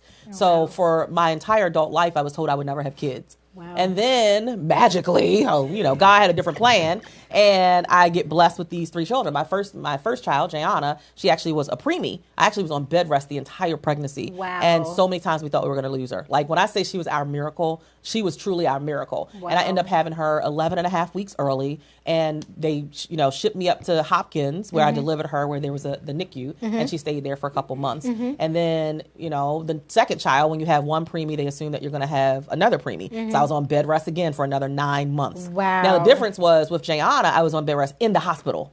Wow. At the second one, I was on bed rest at home. And by the third one, I was like, ain't nobody putting me on bed rest. I'm working. I can't do this no more. But I say all that to say that once I became a mother of these 3 beautiful, healthy children, I was just like, I just engrossed myself into motherhood. Like it was like everything else around me stopped. And and I'm telling you, it hasn't been until the last year, that I said, I got to find Cheryl the woman again. Yeah. But now like my kids are 10, 11, and 14. So it took me a really long time to discover that I needed to be on the list. I need to be on the priority list or on the calendar somewhere. I agree. What do you say to so many women who just engross themselves into motherhood because, first of all, sometimes because there's a level of guilt about taking time for you, like something's not going to get done at home. How do you overcome the guilt phase of it and make it a mandatory part of your life, not just optional? So can I be honest? Please do. After baby number 3, all my mommy guilt went out the door. Right. Like people will tell you, like even my clients that I coach, I do not do mommy guilt. Right. I tell myself all the time, I have a right to do what I need to do for me so that I can do what I need to do for them. Yeah. I do. I don't do mommy guilt. And this is the other thing. I always tell people, especially moms, because I tell people who are really engrossed, like you said, into motherhood, I tell them, I said, you know what? Before you became a wife and a mom, you were a woman. Yeah. You were a woman with purpose. You were a woman with hopes and dreams. And your purpose, hopes, and dreams did not go out the door the moment you became a wife and a mom. Right. There are still things that God placed inside of you before you became a wife and mom that He still has planned for you. Yeah. It's all things in God's time. Absolutely. And seasons matter. Yeah. And I'll tell you something that really woke me up. My husband said to me, you better live your life because these jokers going to grow up and they're going to be gone. They're going to be like, deuces, mommy, deuces, I'm out. And you're going to be sitting there looking stuck. It's the like, truth. who am I? Where am I? What am I supposed to do? And it's so true. Like, I even was in a place where I didn't even, like, one of my friends asked me, Cheryl, what's your favorite restaurant and your favorite thing to do? And I couldn't even answer. What? Because I didn't know myself anymore. Wow. Like, first of all, my husband and I have been together for 17 years. Praise the Lord. Year 2, we started having the kids, and I got engrossed into mommyhood. And I just completely forgot who the heck Cheryl was. And now I went from, I was 27 when I met him to now I'm 44. It's like, okay, I like different things, but what do I like? Because most of my world was surrounded by what the kids do, what they want to do, taking them to events, taking them to parties, taking them to the museums. And it was never about me. So for me, it was very intentional to say, I want to feel like a woman again. I want to know what I like and what I enjoy. And absolutely. if I do get an hour by myself, what would I even do? Other than sit on the couch talking about the children. Right. Or worried about the children. Like, it's crazy. Well, when I was pregnant with my 3rd child, first of all, I've always wanted a Harley. Okay. You got a Harley? I want one so bad, but my husband is not having it. He's not having it, huh? No, he might change his mind. No, he's not. He's not changing it. So I got a guitar. And I named my guitar Harley. I love it. Okay? I was going to have a Harley, so I bought a guitar. Well, my husband bought it for me. And I named my guitar Harley. So Harley is actually my third child before my third child, because while I was pregnant with my third child, that was when I actually said, I'm going to do something for myself. Yeah. We were living in California at the time. I had no support system because all of my support system was here. And I was like, I have to do something that has nothing to do with my husband and my children. And so my husband bought me a guitar, and I started taking guitar lessons. I love it. I love that. Figuring out who you are, what you enjoy. Now ask me if I know how to play that guitar. That's okay. But you got them lessons, though, girl. That's right. Right, that's right. And You I'm got what all you the better wanted. for it, and so are they. Now, talk about how you keep things kind of in, I don't really believe in the word balance. I don't know if it's ever possible. I do believe in keeping things harmonious in my household. So how do you keep things harmonious with 7 kids? Like, it just seems like you have things so well, like you guys go by a strict, okay, this is exactly what we're going to do every day, and this is what we're going to, do you have your dinner outline for the whole week at the beginning of the week? Like, how does that work with 7? My whole life is color-coded. Color-coded, all in my mind. It's not written down anywhere. But like my shirt says, I don't balance, I blend. Yes, I love And that. so- Oh, you got to sell that shirt. Are you selling that shirt? I will. Okay, she will. I Stay will. tuned for that shirt, that t-shirt. But that's what I'm saying. I don't balance my life. I blend my life. As you said, balance does not exist. To say that you're going to balance anything means you're giving 50% here and 50% here. And it's always like this. Well, that's not life. Your whole life is you've got to give 80% here, 20% there. And it's like you're on a teeter-totter. And so, or seesaw. We don't use the word teeter-totter anymore, right? Seesaw, but right. anyway, so what I do is I look at my priorities, right? I look at everything because I don't do like to-do lists. I do priority lists. And I look at my life and the things that I have to do. I'm married. I'm a mother. I'm a business owner. I am a consultant. I coach women. I'm a writer. I do all these different things. But there are certain days in my life where I have to give more time to my children than I do my business. Right. Well, am I going to feel bad about it? No, because Charlotte doesn't do mommy guilt. And I don't do that kind of guilt. So I don't fault myself for saying I spent more time with my children today than I did working on my business. So I look at blending like this. I look at it really like a smoothie. I look at it like if I wanted to put yogurt and bananas and strawberries and blueberries and spinach in my smoothie today, well, today my smoothie, just my blend might just taste more like strawberries. It doesn't make it bad. It still tastes really good because those strawberries are really working it out, right? But those strawberries might represent the fact that, you know what, I needed to give my husband a lot of my time today. And guess what? I may have given my husband more time than my children, but it doesn't mean that I love my children any less. Yeah. And I think what happens as women is that we get so caught up wanting to give equal amount of time. Like, I feel bad that I didn't give all my time to my children. I didn't take them to a soccer game. I didn't take them to a birthday party because I was doing X, Y, and Z. Well, guess what? It's really okay. It's really okay. And when you decide that today you're going to add more blueberries to your blend and less spinach to your blend today, well, tomorrow it might be something different. Yeah. It's what is that priority? Work that blend. And my blend might taste different from your blend. It doesn't mean that your blend is better than my blend. Yeah. And so that's another thing that we do is we compare. As women, we have this comparison thing of, I'm comparing you to me, or, you're Cheryl Wood, and first of all, I'm excited about Cheryl Wood. But, I'm Charlotte, and I have to do Charlotte the way Charlotte does Charlotte. I can't do myself the way you do you. Yep, that's it. And what happens is, if you get so caught up in balancing your life, you're going to drive yourself crazy. And so my thing is, don't do to-do list. Do your priorities and be okay with that. Even from a spiritual aspect, because, I think sometimes we're like, oh, well, I got to give God this amount of time. God is not mad that you gave him 30 minutes today and didn't give him an hour. God really understands. And as women, we have to remember that God made us to be moms. He made us to be women. He made us to be wives.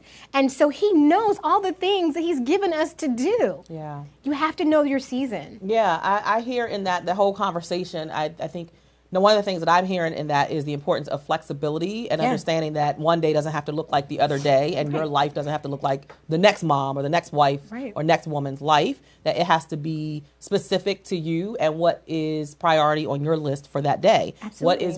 What do I need to give attention to? And you're right, because some days you know, I need to give more attention to my husband and my marriage because you can feel, you got to know your husband, you got to know your spouse, right? And you know when it's like some tension coming up. And first of all, my husband didn't marry me as an entrepreneur. I used to have a full-time job, so I went to work, came home, went to work, came home. Right. Now it's like, oh, babe, I'm be flying here again. Oh, in 2 more weeks, babe. Right. I'm be flying here. I'm be gone for 3 more days, and that Right. puts all of the responsibility of the household on him. Right. And so sometimes I can feel when there's a little bit of tension there, and I'm like, okay, let me put everything down. Let me turn the laptop off, Right. and let me nurture marriage right now because Yes. it's important that I nurture that and make sure that that's intact because you guys will hear me say this all the time. I do not want to be a public success, but a private failure. Absolutely. Like that serves no one well. Absolutely. And so you at least have to know that you're giving your best to whatever is the priority in that moment. I agree. I had to learn not to feel guilty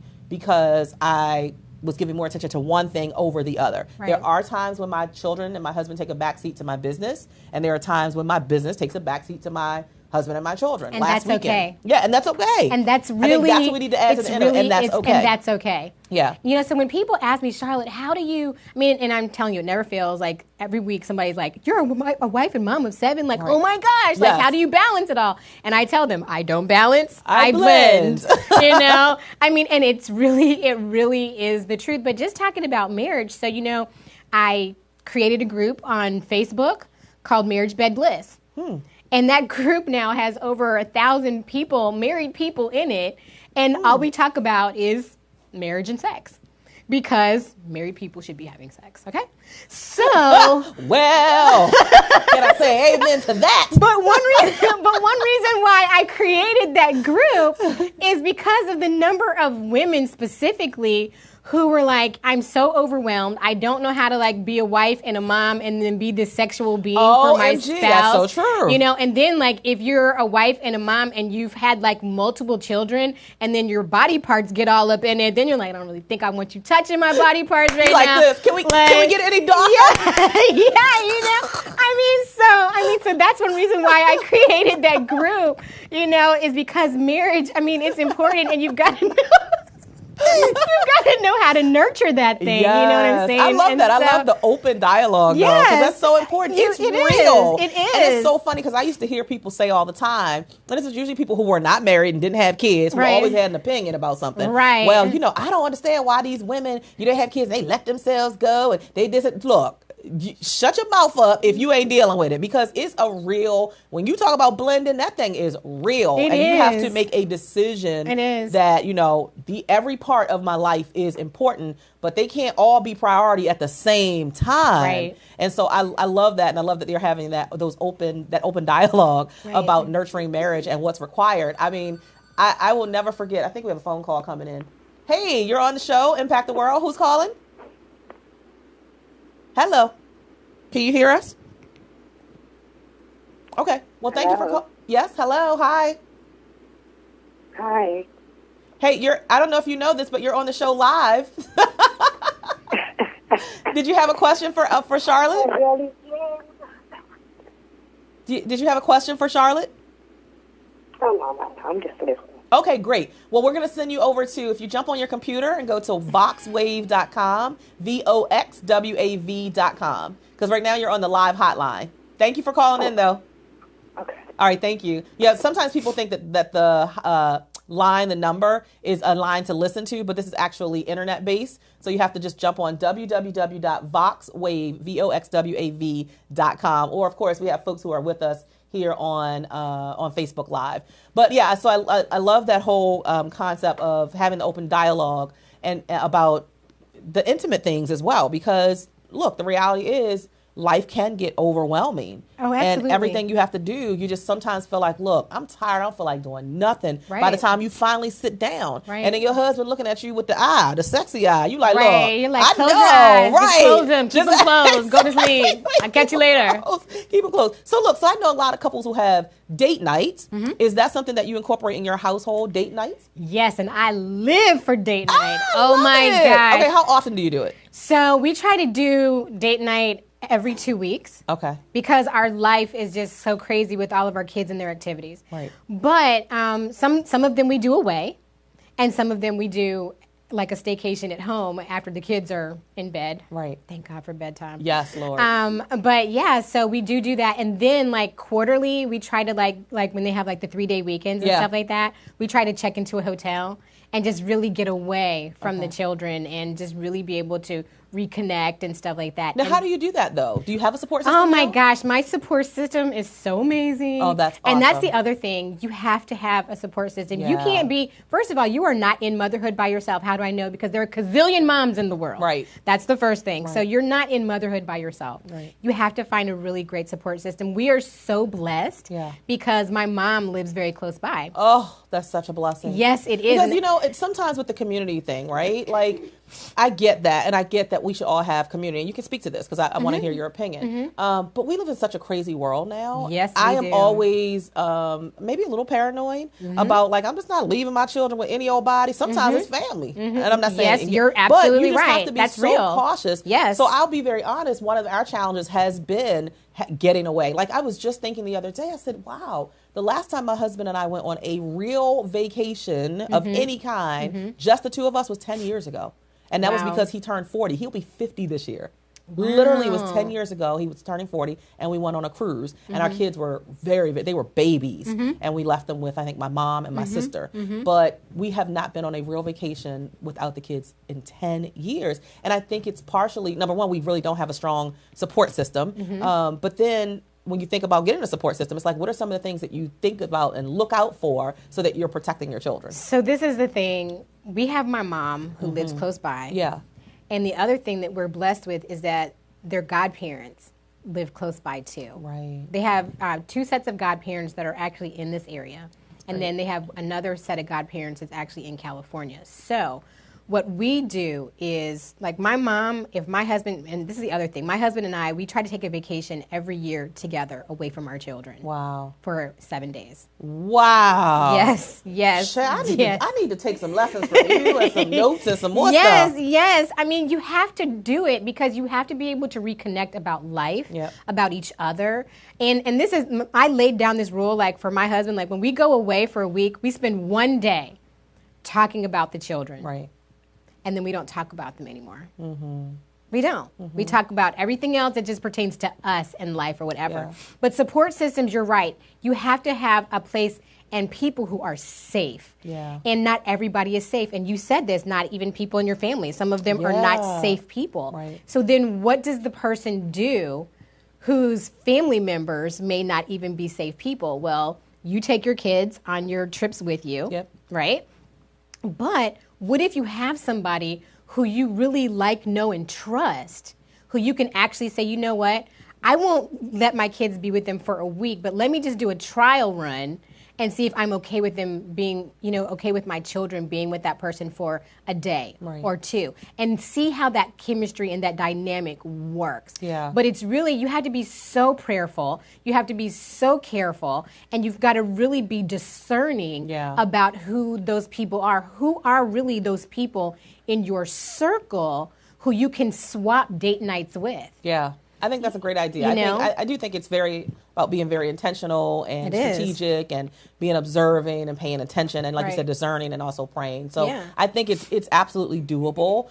If you need that, if you're a woman who needs that community, then certainly be willing to either go out and seek it or create it yourself. Right. Oh, absolutely. So you kind of know your intimate friends, your people who would be willing, like you said, even maybe other couples who are very family oriented, and maybe they're willing to swap out where you watch their kids. Almost like, what was the little movie that was on TV, The Wives Club or Mom's Club or something it was called. But it was a cute little dynamic where they would allow each other the breathing space to be able to get out, just outside of the norm, and not just this, because sometimes you can get so overwhelmed with the routine. Oh, absolutely. And then if you're overwhelmed with the routine, you're really not giving the best of you to your spouse, to your kids. Right. So I want to kind of transition a little bit. We talk so much about mommy, because look, 7 kids, like you always, that has to be the first topic of conversation every time somebody meets you. It is. 7 kids, and you look amazing to have 7 kids. It is. But let's talk also about the books. I see you have the books. Talk a little bit about that and the business, because you said that you coach women. What is it specifically specifically that you're coaching them to and through.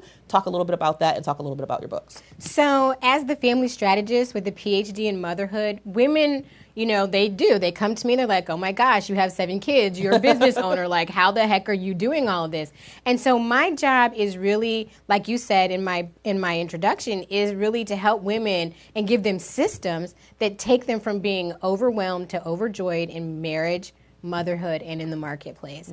And so I really do lay down, like I talk to these women, I consult with them, I hear their pain point, and then God has just really given me this great gift to be able to hear somebody's heart and really meet their need and be able to create sometimes a 5-week, 10-week, 3-month program for them that helps them to get back on track so that they're not having mommy guilt. So, if they do want to start a business, how? I've been doing motherhood and wiving it, for so long. Like, I want to start a business now. I want to write a book. I've written 2 books. I've self-published them. I can help you do that, and so that's one of the things that I do. People think, oh, Charlotte, you have it all together. Your family, looks X, Y, and Z, what have you. But this is the reality. I love being a wife and mom, but there have been times when as a wife and a mom, I haven't been lovable. I like Which that. is why I That's wrote real. this book, The 40-Day Tone of Voice Tone Down, because I am a recovering yeller. Is that right? I Yes. would never imagine. Oh, trust me. The kids, it's like, ask the kids. Oh, they know. ask them, and they will tell you. Like they won't say I was raising hell in the house, but I Right, was raising right. hell in the house. I'm just telling you, I was, because I was at that overwhelmed Yes. point, you Yes. know, and then I had my own negative self-talk that I was going through, and I needed to, some things that I needed to get over. And so I was yelling a lot, and being a yeller and person who was using lots of sarcasm, lots of, patronizing tones and things of that nature to get my way, having temper tantrums and, things of that nature.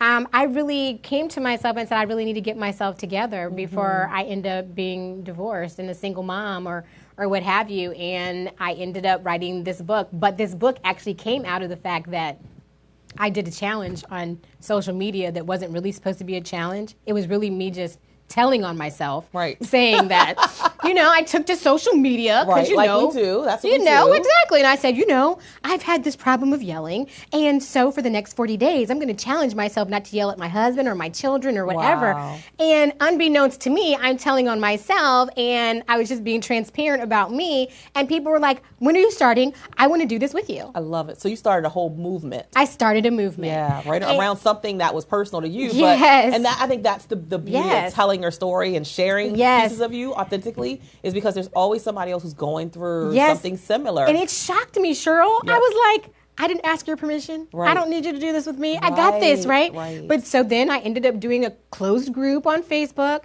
I ended up having 83 people in this group. And every day for 40 days, I was giving them a thought and a scripture that had to do with tone of voice, body language, and all of that. And then, when we were at the end of the 40 days, people were like, oh, what are we going to do? What's next? And I was like, I don't know. That's amazing how something comes out, a movement can be created out of something that's applicable to you. I tell people all the time, a lot of my posts on social media, I'm talking to me. I just so happen to be sharing it out loud with you, but I'm really talking to myself, reminding myself of things, right? So I love that you turned that it became a movement. You didn't even turn it. It became a movement on its own. Yeah. But because you were authentic and transparent enough to share what you were going through. So I love that. So what happened was, at the end of the first round, and people were like freaking out, like, oh my gosh, I don't know what I'm going to do. They're like, well, can we just do it again? And I was like, okay. So I just recycled the material. Wow. We did it again. And then I had like over 153 people doing it, which was amazing. And the thing that I loved so much about it is, I was thinking, oh, I'm a mom and a wife. It's going to be moms and women who are going to be doing it. It was people who were not parents. Wow. It was people who are CEOs of their companies who said, you know what, Charlotte? I just realized that I've been crushing the spirits of the people who work for me. Wow. I need to do this. And so I was like, okay, so I actually had no intention of writing this book, because I was actually writing a different book. And the Lord was like, no, you're going to write that book. Wow. And so I did. Look at that. Yeah. That's what we call impacting the world. Like that's what we mean right there. Yeah. So and a part of it has to be connected to transparency. Yes. Are you willing enough to tell your mess? Are you willing and enough some of to the stuff tell that your you've mess? been through and or are going through, Yes. so that it then resonates. It will always resonate with someone else. Out of 7.6 billion people in the world, you can't possibly be the only one going through what you're going through, whatever your tests or trials or tribulations or challenges. And when you are willing to share that openly, you will be surprised. I tell women this all the time. Share your story, because there's somebody who is waiting to hear your truth and your story before they will move forward in their life, before they will move closer to their destiny, before they will overcome a challenge, whatever it might be. So that's the importance. That right there is the perfect prime example. Yeah. And then I see you have a second book. So so the 40-Day Tone of Voice Tone Down is my second book. My first book that I ever wrote is called No One Ever Told Me: Witty, Practical, and Spiritual Truths About Motherhood. Wow, I love it. And this book, now you guys know Mother's Day is coming. If you ever wanted to get somebody a perfect Mother's Day gift, this is it. Because I really talk about all kinds of stuff that no one ever told me about motherhood. Like, ladies, for real. Did your mom tell you about nursing pads? No. Right, so. My mom used to tell me about a lot of stuff. So I write about this in my book, but so I'm shopping one day and I'm having a leaking issue with the girls. Wow. And I'm like wondering, why is this man looking at my boobs? Right. Maybe. So no one ever told me, don't leave those nursing pads at home, girl. Wow. Put those nursing pads in. Okay, I was a leaky mess. Wow. So he wasn't looking at me because my boobs were so voluptuous because I was nursing. He was actually looking at me because I was having a flood. Yeah. Just the real, raw, authentic truth, right? You need to get this. Go ahead. I'm going to share that. Yeah. This is called No One Ever Told Me. All right. So that's Charlotte Avery. And then the most recent book is the 40-Day Tone of Voice Tone Down. Yes. And I love how you talked about this is not just applicable for moms. Oh, and it has places for you to kind of journal and write your thoughts and your feelings. Yes. I love that. Yes. That's always my favorite books. But make sure you get a copy of that as well. Where can they get a copy of these books? Oh, those are yours. Thank you! Yay! Those are yours. But you can you can go straight to Amazon and you can buy the 40-Day Tone of Voice Tone Down on Amazon, and it's on Kindle also.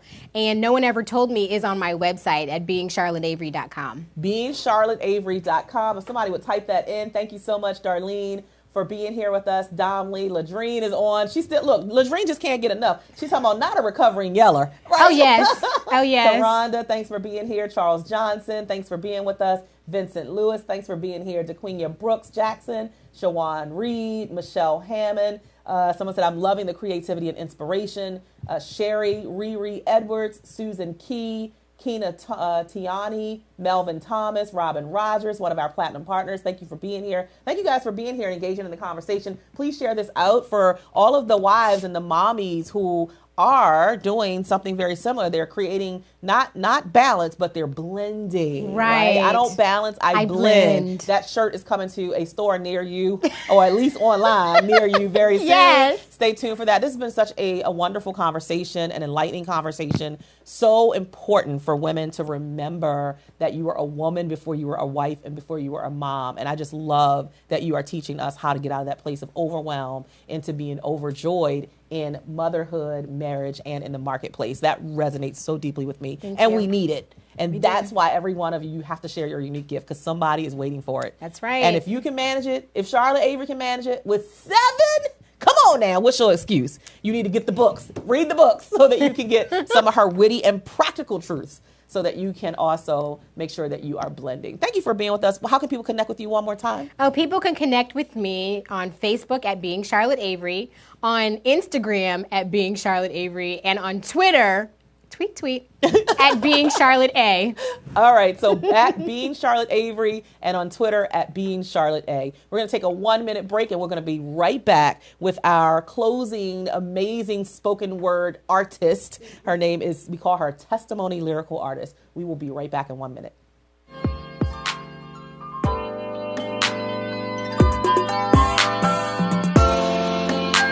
You're spinning in my head, and all I do is dream.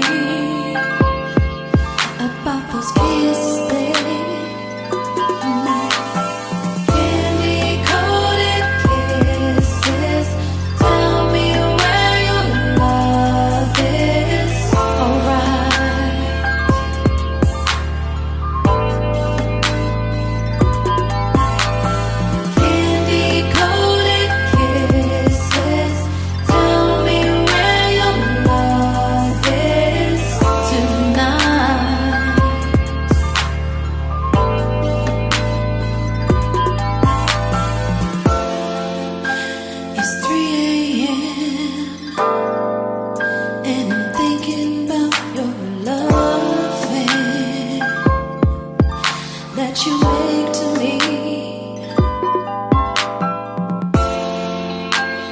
Now you're not around, and all I have is memories.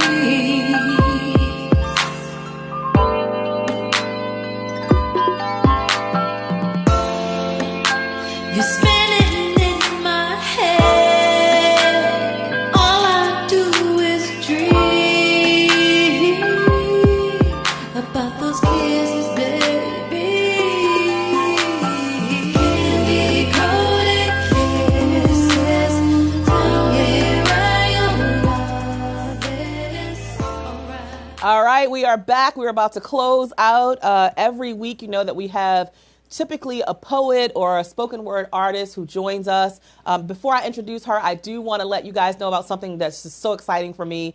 I finally, published, right? This is like my 5th book, but I have to say this is the one that's so near and dear to my heart. It's called Success Tips for Speakers. And look at the top, Impact the World. That's my whole motto and theme for this year, but in life, is just impact the world with your unique gift. But this is specifically for new, emerging, and aspiring speakers, because I believe that all of us have a powerful voice, and some of you want that voice to be known and you want to gain more visibility. This is going to help you. It's 50 tips to help you jumpstart your speaking career for those of you who want to become a speaker or you want to leverage speaking to perhaps monetize greater in your business, right? So this is my first hardback book. It's a hardback, y'all. I'm so proud of it. When I got this thing in the mail, I was like, yes, hunty. So there it is. First hardback book. I feel like a true, real expert and authority. And I'm telling you, I really gave you some juicy, juicy tips in this book. So you can get a copy at SuccessTipsForSpeakers.com. I had to remember that. SuccessTipsForSpeakers.com. You can get your copy. I have to ship out a bunch of copies that people have ordered already, and I thank everyone who has already supported. SuccessTipsForSpeakers.com. Thank you, Darlene. Roz Jones says, I want a copy, please. All you have to do is go to the website, guys. SuccessTipsForSpeakers.com. All right. Last but not least, we have an amazing woman in the studio with us. To many, she's known as testimony lyrical artist, the artistic soul shifter. I love that. However, what's important to know is that she is a vessel for the kingdom of God. She is a spoken word artist that leaves her audiences with a soul shifting experience. A poet that started embracing the inspiration that transpired when words flowed from pen to paper at the tender age of 13. Miss Testimony has had the honor of gracing many stages, radio shows, and local television networks across the DMV area. She released her first spoken word CD in 2010 entitled Out of This Vessel. And so we're going to turn it over for the lyrical artistry and soul shifting of Miss Testimony, lyrical artist. Thank you. Thank you. When the world asks who I am, tell them I'm Testimony, and she knows where she's going, and she knows where she's been.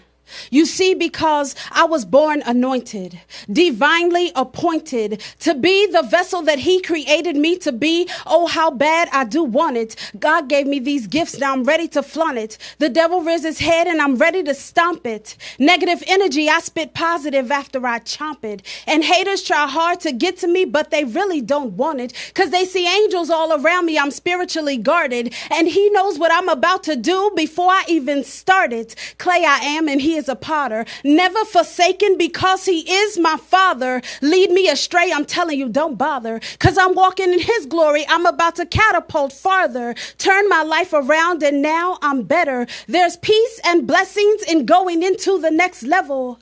Listen to me closely as I share my story. Every day I wake, I go from glory to glory to glory. Never going to prosper, the enemy is a liar, because I prayed for forgiveness and for the Lord to take me higher. I can't be contained, your girl is on fire.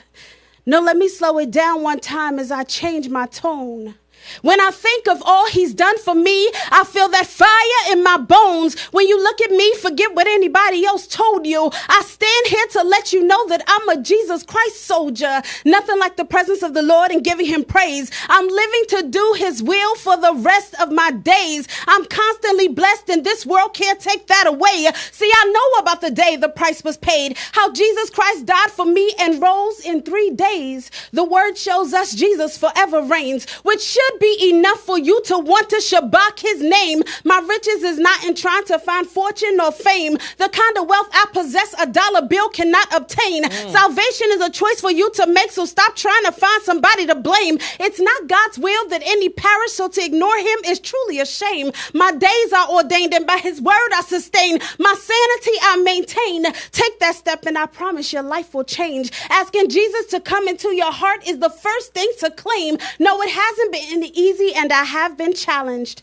But I do know that without him there is no balance. I may not be a mathematician, but he did bless me with talent. He delivered me from all my storms, so how can anyone expect me to be silent? The bottom line is my birth name is not important, nor the name the stage has given. All you need to know is I'm spiritually resurrected and my soul has risen. He gave me these words and I wrote them for you. No matter what your situation may look like, I'm a living testimony that God will see you through. There may be struggles and you may even fall, but you've got to know to get back up and which name to call. The Holy Spirit is moving and I feel I can go on forever, but I'll leave you now and let it manifest and let you take it to the next level.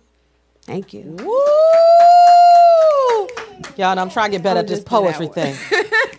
Okay. Oh my God, yes, girl. You got me over here wanting to cry. Like, Lord, I don't know if I wanted to cry or shout or jump on the floor or jump up and down. I don't know what I wanted to do. That was so powerful. Talk about you guys, this is, that just gives me goosebumps. because I'm such a big believer in the power of words. Like the power, whether it's through motivational speaking, which is what I do, or whether it's through spoken word and artistry, like words have so much power to move you. Like you said, that soul shifting to make you think about things differently, make you execute differently, make you look at life differently. Yeah. That was so, how did you get started? Did you always know? I know it said since you were like 13. Well, I started writing when I was 13, and as I was sharing with our sister here, it was a homework assignment. I did not like poetry. Wow. I didn't get it. I actually was going to get my friend to do my homework, but God has a sense of humor. I got sick that day, got sent home, and I was like, and my mother's like, you going to school tomorrow? Right. Like, I don't have my homework. Right. But I started writing 13, junior high, and after that, I kind of wrote something else. Something happened in the news. It was tragic. It kind of touched me. I was like, I'm going to write about it, life or whatever. And I showed it to one of my 7th grade teachers, Mrs. Bascom, who's still very active in my life to this day. And she would like, you need to keep writing. And I used to think, you're saying that because you're my teacher. Yeah. You know, and she was like, no, you need to keep writing. And she would like invite me to come speak at different events and stuff. And so another example of a woman ushering another woman into her greatness, right? Definitely. And again, I can't shout out Peggy Morris enough for helping to like sometimes I believe when you're first starting that people will see more greatness in you than you see in yourself. There are certain people who will be divinely appointed to you so that you can up level because they see the greatness that you don't even recognize yet.